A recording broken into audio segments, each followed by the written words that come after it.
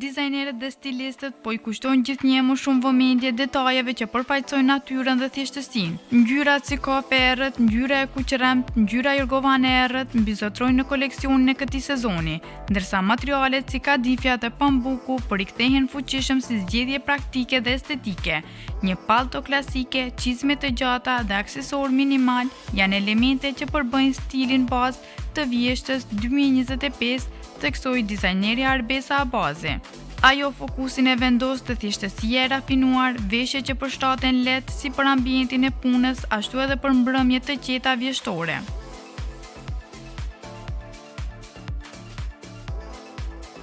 Për shumë kënd, vjeshta është stina më e bukur e vitit, me ngjyrat e saj të ngrohta dhe me veshjet plot stil, si mund të dukemi elegant, njëkohësisht të jemi dhe rahat dhe të ndihemi në hap me trendet e reja për të zbuluar të gjitha trendet e këtij sezoni. Së bashku me mua është dizajnerja Arbesa Abazi për të na treguar më mirë se si mund të kombinohemi dhe si mund të vishemi në këtë sezon. Faleminderit që jemi ne për të na zbuluar më shumë gjatë kësaj periudhe se si mund të vishemi. Përshëndetje Habibe, faleminderit për ftesën. Përshëndet. Gjithashtu, si mund të na përshkruani fillimisht këtë sezon, si mund të vishemi? Këtë sezon klientët kanë vendosur më shumë të vishen me gjëra më komode, duke filluar nga ato me mëngë më të hapura, më të gjëra, duke pasur parasysh këtu edhe xhupat, duke pasur parasysh fanellat apo ato sakot e tyre. Kanë vendosur të veshin këtë sezon sa i përket ngjyrave, më shumë dominon ngjyra kafe errët, duke kombinuar këtu, duke pasur parasysh edhe ngjyrat siç janë ngjyra e kuqeremt, do të kisha thënë, ngjyra jorgovan e errët edhe ajo, për të pasur si aksesor për të dukur pak më bukur, ose nëse kanë evente të ndryshme më elegante, duke përdorur më klasikën, duke përdorur ndonjë sako më të gjerë, me mëngë të gjëra, me pantallona, sa i përket takeve, aty këpucave më shumë prap dominon lëkura si çdo herë, domethënë nuk del nga moda, por duke përdorur në evente të ndryshme, qofshin ato me take apo pa take, duke pasur parasysh laramanin e ngjyrave, ose më shumë duke përdorur edhe këto nga lëkurat e kafshëve, do të kisha thënë, siç janë ato zebra, siç janë ngjyrë e tigrit, e kështu me radhë. Këto janë disa çka kanë vendosur për këtë sezon të përdorin trendet botërore, sidomos ato evropiane, do të kisha thënë. Sidomos për përditshmëri kanë vendosur që të jenë edhe xhinset me sako, ose qofshin ato me atletja apo me taket, pa marrë parasysh. Këto janë sa i përket stilit ose trendit të kësaj sezone. Po, cilat janë veshjet kyçe që ndoshta ja vlen të kemi në garderobë në këtë periudhë? Të kemi domethënë një sako, të kemi një par pantalona të stofit, me një palë këpucë, qofshin ato të lëkurës, ose siç thash të gjata çizme, apo pak më të ulta çizme, për ditëshmëri jemi duke folur.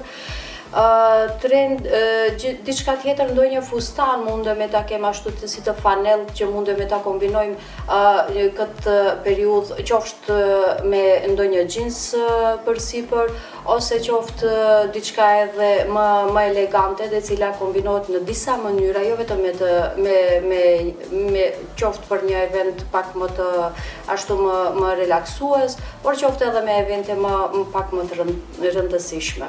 Po ndoshta për evente më të rëndësishme, çfarë do kishit preferuar në këtë periudhë? Në këtë periudhë më shumë do të kisha preferuar ndonjë fustan me ndonjë sako, qoftë nëse është ndonjë event pak më i rëndësishëm, më zyrtar ose më solemn, ndërsa sa i përket për ditëshmëri do të kisha preferuar më shumë një palë xhinse ashtu me një fanell me mangë të gjëra, edhe ajo do të ishte një kombinim më i lehtë për ditëshmëri. Po, çfarë këshilloni për ata që duan të duken bukur, por pa shpenzuar shumë? Atëherë, sa i përket një siluetës, një femër, për të dukur bukur duhet të ketë le të ketë një xhuk me vete për këtë sezon, flasim, le të jetë ngjyrë kafe, meqense edhe është trend, ndonjë fund, mini fund ose ndonjë palë xhinse. Sa i përket mbathjeve mund të kenë qofshin ato me take, qofshin pa take, por atletet do të kisha përdor më shumë, do të ketë shumë bukur, shumë mirë edhe do të jetë për eventet e saja në rregull. Po ti vetë si kreatore, çfarë zgjedh në këtë periudhë? Unë si kreatore, shkaku se edhe punën e kam ashtu, punën më zyrtare, preferoj elegancën. Gjithmonë përdor sako me pantallona, qofshin ato edhe fustane, sidomos fustanet i kam shumë qejf, qofshin funde me bel të gjatë, taket i kam gjithmonë të preferuarat e mia në raftet e mia.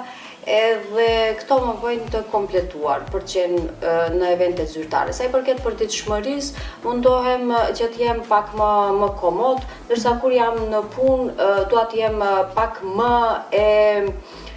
si të them, dua të dukem bukur që edhe ato që punoj të jenë bukur. Mundohem që të jem ndodh shpesh që edhe me taka mundem të modeloj, ajo nuk më pengon as pak. Këto janë të preferuarat e mia për këtë sezon. A ka ndonjë sekret që përdor për të dukur me stil dhe kur moti nuk na ndihmon ndoshta në këtë periudhë që është koha pak me shi? Po tashti mundemi sekreti për të dukur më në mod, unë do të kisha thënë nëse kemi kohën me shi tashti në sezon vjeshtë, nëse kemi një mantel të veshur, mund elegant flas, mund një par çizme të gjata, një par doreza të lëkurës, edhe një kapel në formë të sheshirit. Këto janë si aksesor, do t'u kesh shumë bukur, shumë moderne dhe bashkohore. Po shumë njerëz ankohen në fakt se kalimi nga vera në vjesht është i menjëhershëm. Çfarë këshilla shjep për të veshur më me stil pa pasur ftoft? Pa pasur ftoft. Do me thonë, mund t'i kombinojnë, unë për shembull preferoj t'i kombinoj ato të brendshmet, majicat e brendshme me diçka me këmisha ose me sako përsipër që janë të verës edhe që na dalin me njerë në kohën e vjeshtës. Ata mund të kombinojnë teshat garderobën e tyre të verës me atë të vjeshtës, duke kombinuar ngjyrat. Për shembull, ngjyra e bardhë qoftë ajo e verës ose sepse verës edhe bata e ngjyrë ose ngjyrë krem, ashtu të them, mund të kombinohet me ngjyrat e vjeshtës, për shembull siç është kafe e errët për momentin, dhe të bëjnë kombinime shumë të bukura. Tashti ashtu e kemi nga ato që janë sandalet direkt në çizme, po kjo është e jona. Do me thonë, mund t'i kombinojmë rrobat e verës me ato të vjeshtës tash. Ka kombinime që mund të bëhen, edhe ngjyrat, po? Për shembull, majicat e përditshme çka janë, ose këmishat verore me ndonjë sako të vjeshtës, absolutisht mund të përdoren. Ose për shembull, unë kisha preferuar një majicë të verës, e cila është pak më oversize, ashtu me një sako të xhinsit, edhe do duket shumë bukur, nuk ka lidhje pse është majica verore. Kështu që janë mundësitë. Duhet të kesh pak stil edhe ti arrish qëllimet. Po prerjet shkojnë drejt oversize apo klasike? Ajo varet nga stili ose klientelizmi se çfarë preferon më shumë. Nëse për shembull më pyet mua personalisht, unë jam më shumë te ajo e klasikës, te elegancës, po nuk do të thotë se edhe ato më të mëdhaja, më të gjëra të jenë të kombinuara. Gjithmonë varet nga stili i personit, se çfarë vendos të vesh, ose për shembull në çfarë eventi është duke shkuar. Pa marrë parasysh a don ta thekson vijat e trupit, siluetës së tij, së saj, apo nuk don t'i thekson. Kështu që ato janë personale, por nëse më pyesin mua për këshill, unë i këshilloj gjithmonë se mbaret pak se silueta, se klientja, se çfarë siluete ka. Edhe mundohemi neve si kreator, për shembull, ti më shefim ato defektet ku ata nuk duhen të shifen dhe të duket sa më bukur, pa marrë parasysh a janë pak më të gjera, apo edhe nëse kanë një finesë shumë të bukur, ashtu asaj i mund t'i kombinohet gjithçka në trupin e saj. Por në mod tash është kështu veshjet më të gjera, do të thonë më të gjona, apo? Po, për momentin janë me gjupe të gjëra, për shembull me mëngë të gjëra, me sako ashtu më të gjëra, po nuk do të thotë se janë të lidhur bashkë ashtu të theksuara se vetëm me të gjëra ose nuk ka tjetër. Trendet botërore kanë zgjedhur secili me stilin e vet, secili kreator ka atë stilin e vet që sado që janë bashkëkohore, pa marrë parasysh me materialet që luajnë gjatë stinëve të ndryshme, ata vendosin prapë se prapë të mbajnë identitetin e tij personal, duke të kreatorit. Sepse nga aty edhe dallon një kreator, për shembull, nga prerjet, nga veshjet, nga mënyra, nga estetika e materialeve, se çfarë ngjyrash vendos. Kështu që ajo gjithmonë varet nga kreatori, më shumë se çka don të qet në pah, të shihet për këtë sezon. Do të thonë nuk varet nga ajo çfarë është në modë, por ndoshta çfarë kreatori mund të paraqes nga vetë. Po, normal, ajo është pjesë e kreatorit, po gjithmonë ato bazohen duke përcjellur edhe rrethin se me çfarë trendi janë duke shkuar, çfarë mode është duke dalur, por duke ruajtur identitetin e tij, duke inspiruar nga gjëra të ndryshme. Unë për shembull personalisht gjithmonë kam zgjedhur të inspiruar nga vitet e 80-ta, 70-ta, 60-ta, sidomos ato i preferoj më së shumti. Klasika e tyre është, mendoj se nuk del nga moda asnjëherë, po edhe është fakt sepse ti veshesh një garderob normal duke inspiruar nga ato, po duke i bërë në veshje bashkëkohore, duke filluar nga materialet, nga prerjet, nga se si do duket në një siluet në trupin e një njeriu. Kështu që ato edhe sot ti marrish, ti veshesh, nuk dukesh keq, do dukesh me të vërtet shumë bukur. Po a ke ndonjë mesazh për gratë që duan të eksperimentojnë me stilin, po ndoshta nuk kanë guxim? Po mirë e tha, duhet të kenë guxim. Guximi i bën, duhet të eksperimentosh, pse jo? Nuk do të thotë se po tashti edhe eksperimentojnë në fakt. Shkaku se për shembull nëse shkojnë në një event solemn, pa marrë parasysh ato mazyrtare ose konferencat ndryshme, ose pa marrë parasysh se ku shkojnë, klientelizmi vendos që tashti më nuk duan të duken njëjtë si ndonjë kolege, si ndonjë shoqe, si aty në event, në rrethin e saj ku janë. Më herët për shembull ka qenë ajo stili se e kam parë një fustan dua të njëjtin, e tashti është e kundërta, e kam parë një fustan nuk e dua si ai. E dua në stilin tim dhe kërkojnë. Fati i mirë, nëse kemi me të kaluarën, nëse marrim të kaluarën me të tashmen, është se klientelizmi kanë vendosur që shpeshherë ta lënë në dorën tënde. Atëherë është më e lehta për kreatorin për të vendosur se çfarë duhet të bën. Si pikë e parë duke parë se duke e blerë atë si një lloj psikologi, duke e blerë klientin se çfarë në fakt ajo po don, të shpjegon dhe ju çfarë duhet t'i ofroni. Kështu që duke e marrur parasysh gjitha këto rrethana, mund të dalin një kreacion shumë i bukur kur ata e lanë në dorën tënde. Po cila pjesë e procesit e krijimit është më e vështirë, ideja apo realizimi teknik?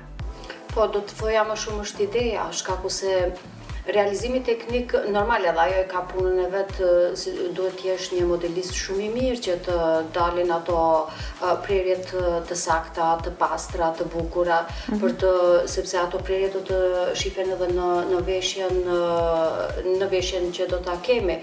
por ideja është shumë në rëndësi, aty është themeli çdo kreatori. Shkaku se janë këto paralel shkojnë me një mënyrë, ka një peshë ndoshta të barabartë, por idejat gjithmonë janë më të vështira, po. Po sa kohë ju merr një krijim, për shembull, i një fustani?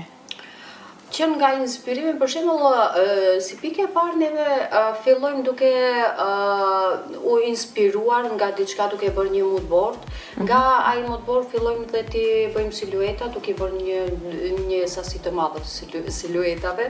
Pastaj zgjedhim disa nga ato dhe më në fund zgjedhim një koleksion ta bëjmë. Koleksionet zakonisht bëjmë nga 25 e më lart. Kështu që për një siluet pas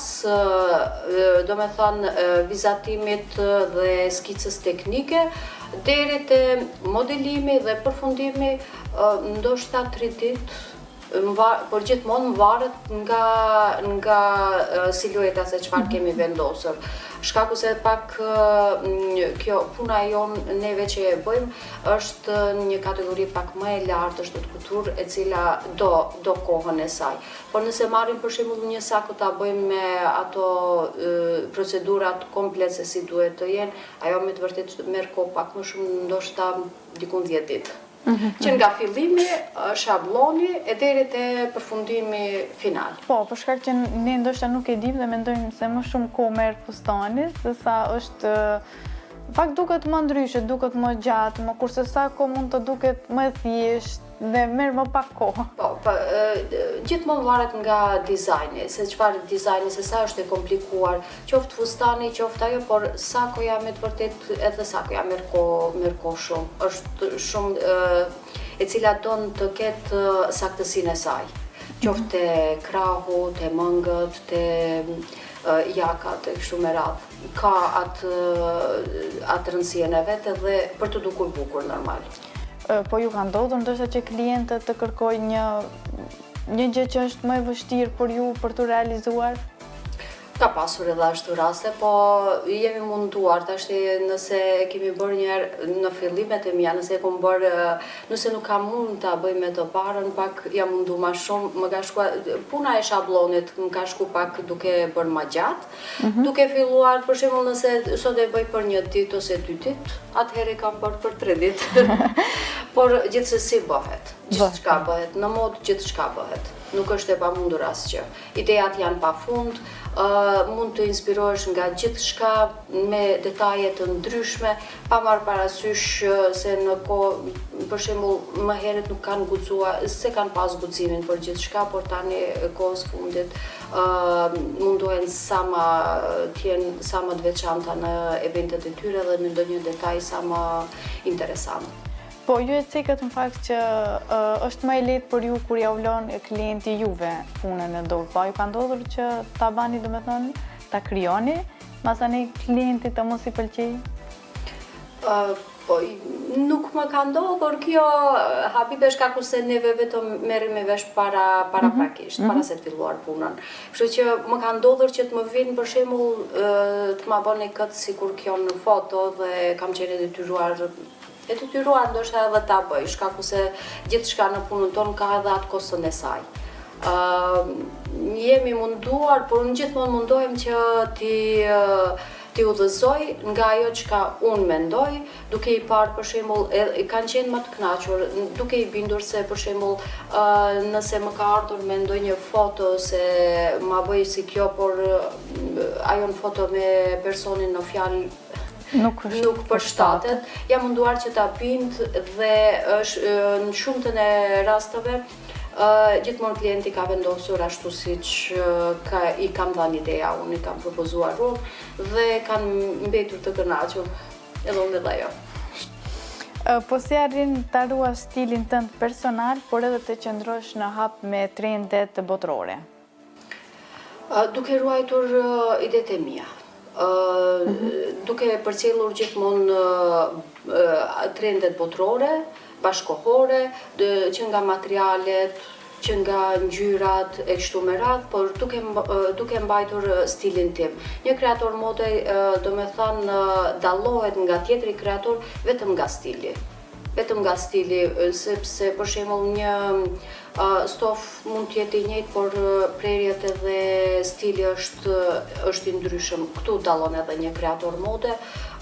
Unë mundohem gjithmonë ta ruaj stilin tim dhe këtu të jem e dalluar prej të tjerëve.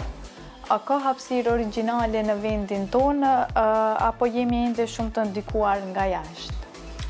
Dëgjoj Habibe, duke pasur parasysh se ne si shqiptar, si kom kemi një kulturë shumë të gjerë, duke pasur edhe parasysh se kemi shumë veshje tradicionale në gjitha trevat tona, kemi se nga çka inspirohemi, sidomos populli ynë. Kështu që duke shkuar nga ajo se nga veshjet tradicionale shqiptare, unë edhe kam pasur një ekspozit më herët ku kam qenë inspiruar, normal kam qenë inspiruar nga veshjet tradicionale shqiptare, por duke i modeluar në veshje bashkëkohore. Kështu që këtu kemi edhe xhubletën shqiptare, e cila është tani më edhe nën UNESCO.